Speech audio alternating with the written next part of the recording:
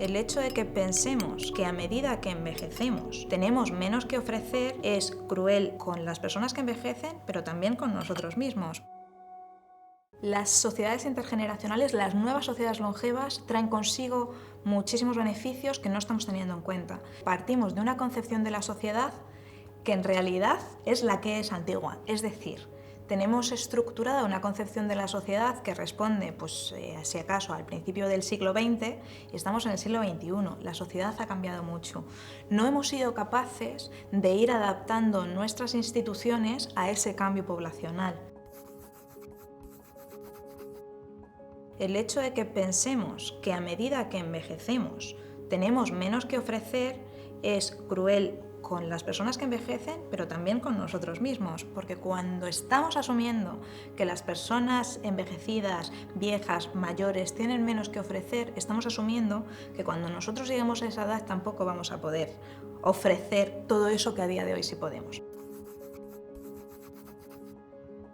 Una cuestión que tenemos que tener clara y una cuestión que necesitamos replantear es que nuestra valía en la sociedad no tiene que ver con el contrato laboral o con la posición en el mercado de trabajo que estemos ocupando. Todo esto que tiene que ver con el mercado laboral, etcétera, etcétera, por supuesto responde a la resolución de una serie de necesidades básicas. Si hablamos de la pirámide de Maslow, está claro que necesitamos cubrir ese primer peldaño, pero nuestra valía en la sociedad no depende ni de la posición que ocupamos dentro de la empresa ni del contrato. ¿Por qué es importante replantear esto?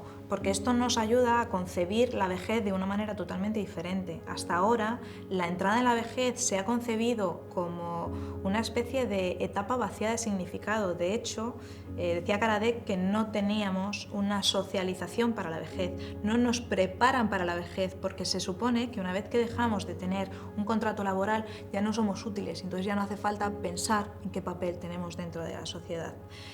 Aquí es importante reflexionar acerca de que nuestra valía en la sociedad no tiene nada que ver con esto. Parece que nos aterroriza un poco hablar de envejecimiento porque nos remite a esta idea de vejez. La vejez está siempre asociada a algo negativo. Tradicionalmente se ha asociado a un grupo de personas que se apartan de la sociedad. Además, todo lo que tiene que ver con vejez es siempre definido desde fuera, nunca desde dentro. ¿Qué pasa? Que desde fuera lo definimos de una forma bastante fea, en realidad, ya digo, con todas esas ideas de desligamiento de la sociedad, asociado a fragilidad, etcétera, etcétera. Y cuando nos vamos acercando a eso que llamamos vejez, nos damos cuenta de que no queremos ser parte de ese grupo, de que no nos reconocemos.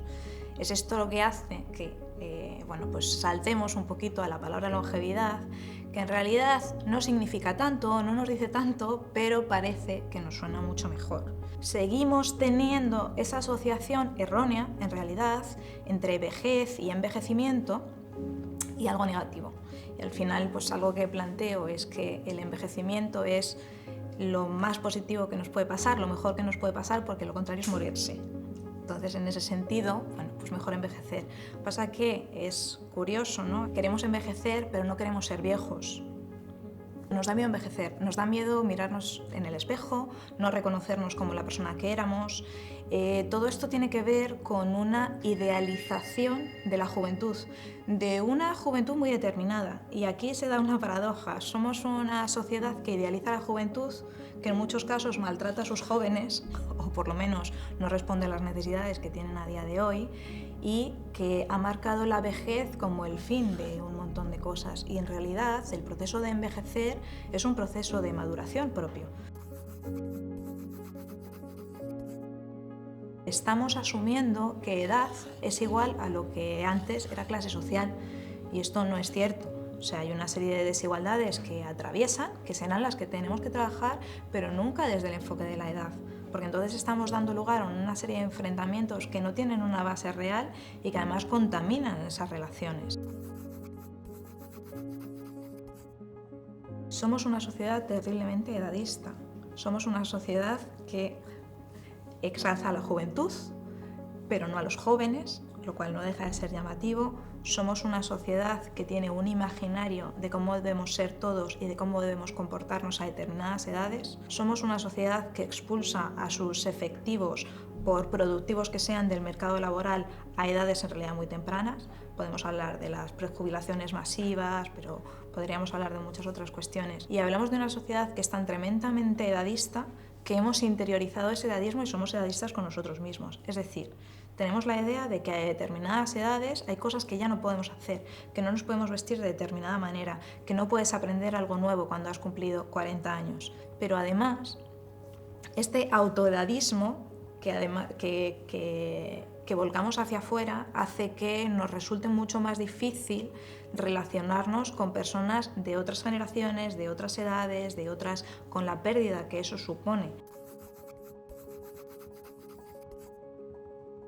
En mi opinión, el abordaje de esta sociedad edadista en la que vivimos tendría que partir de muchas vertientes. Evidentemente, desde las políticas hay muchas cuestiones que tenemos que hacer. Una de ellas sería el propio discurso.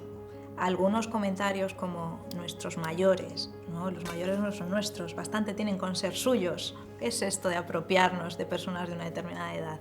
Cuestiones de este tipo, el hecho de que asociemos, por ejemplo, algunos fenómenos sociales que atraviesan a todas las edades, como la soledad, y que rápidamente asumamos que es una cosa de mayores.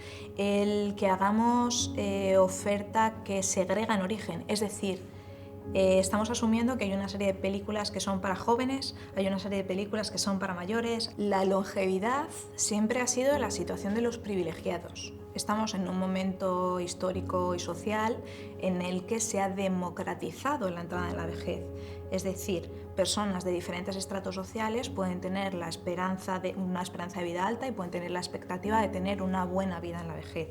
Podemos hablar después de desigualdades entre hombres y mujeres. Hay una desigualdad clara de 6 años, pero las desigualdades quizá más graves son las que refieren a la clase socioeconómica y que nos están diciendo que aunque la sociedad envejece, los individuos no todos lo hacen por igual, ni de la misma manera, ni en las mismas condiciones. Últimamente lo que vemos en medios y desde muchos medios informativos lo que nos exponen es que existe una especie de contradicción entre el mantenimiento de un estado de bienestar y una sociedad más longeva, una serie de personas que cada vez viven más años. Esto se plantea como algo negativo. Las investigaciones lo que nos demuestran es que las personas deciden o desean vivir en sus entornos conocidos durante el mayor tiempo posible. Esto es importante. También nos ayuda a repensar en las relaciones. Nos preguntamos mucho sobre las relaciones dentro de la familia, pero también tenemos que pensar en las relaciones intergeneracionales en el contexto natural en el que sean, es decir, en el conjunto de la sociedad. Algo que es clave para entender las nuevas sociedades longevas es que ahora tenemos muchas más generaciones conviviendo. En España tenemos, si no me equivoco, pues desde los bebés recién nacidos hasta personas de, si no me equivoco, 114 años. Esto en realidad nos da lugar a una riqueza inmensa, a una riqueza que no habíamos tenido antes. Creo que no estamos sabiendo aprovechar todo el potencial que tienen estas sociedades intergeneracionales. Desde mi punto de vista, cuando hablamos de problemas éticos en relación con la longevidad, hay una cuestión que es clave y es la desigualdad. Es decir, el hecho de que no todas las personas vayan a tener acceso al mismo tipo de vida longeva que otras. Es decir, no solamente que sigamos teniendo esa desigualdad tan grande en cuanto a esperanza de vida en salud, sino también con respecto a las oportunidades que tú tienes o vas a tener en la etapa de la vejez. Para mí ese es el mayor dilema ético que nos está trayendo nuestra sociedad. De lo que tenemos que huir es de la consideración que es la familia la que tiene la obligación de cuidar. Creo que esto no es cierto. Creo que la responsabilidad tiene que ser social.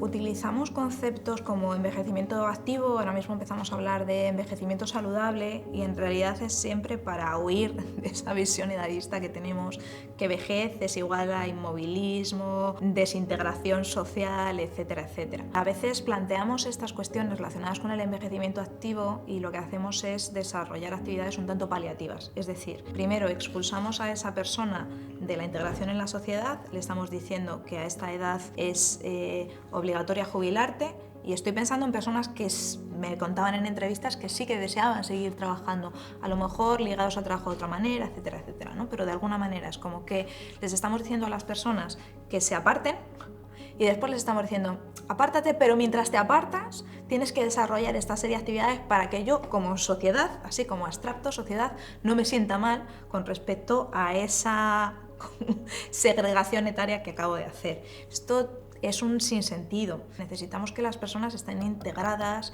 en la sociedad a lo largo de todo el ciclo vital. Necesitamos que no todo esté segregado etariamente de la misma manera que hasta ahora. La longevidad lo que nos invita es a replantear el ciclo vital. Igual, este tipo de sistema que teníamos hasta ahora de estructuración de la vida, que era primero estudias, luego trabajas y luego te convertimos en la persona del rol sin rol, que es el de la jubilación, que consiste la jubilación, no lo tenemos muy claro.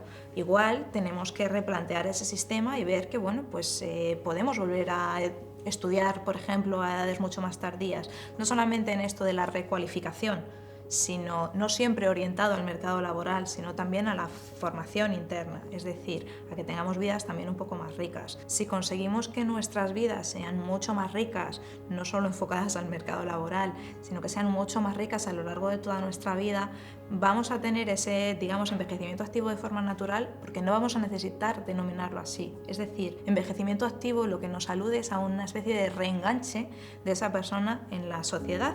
Es que esa persona no debería haberse desenganchado nunca. Ese es un poco el sinsentido que tenemos y es lo que como sociedad necesitamos replantear. Tenemos una sociedad ahora mismo que cuando te quedas en paro con 52 años considera que ya no eres capaz, ya no eres apto y cuesta muchísimo reengancharse al mercado laboral. La pregunta es por qué. Aquí el problema no está en las personas que envejecen, el problema está en un estado de bienestar con toda su configuración, porque también incluye la parte de mercado. ¿Por qué este mercado no es capaz de ver toda esa parte positiva?